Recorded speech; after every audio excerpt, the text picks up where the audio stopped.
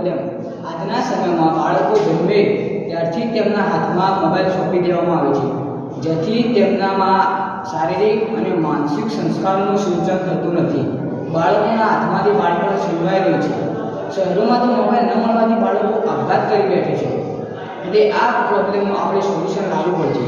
એનું સોલ્યુશન એ છે કે અમે આ બાબત ઉપર વિચાર કર્યો કે જેથી આઈડિયા આવ્યો કે વિદ્યાર્થીઓના શાળામાં જઈને લાઈવ પોડકાસ્ટ કરવામાં આવે તો વિદ્યાર્થીઓમાં શારીરિક અને માનસિક ગુણનું સિંચન થશે અને તેમનામાં બુદ્ધિ સારી રહેશે, બુદ્ધિ વિકસશે. તેમનું વિઝન એ હતું કે માનસિક સક્રિયતા વધશે.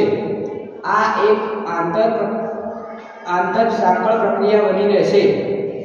ભાતૃભાવ વધશે. કિશોરાવસ્થાથી સારા નશાનો ભેદ પારસવા માટે બાળકો સક્ષમ બનશે. શાળાકીય લાઈવ પોડકાસ્ટથી બાળકોમાં સારા ગુણો વિકસશે. બાળક વિશ્વ માનવ બની શકશે. ભારતને આપણે આગળ લાવી શકશું.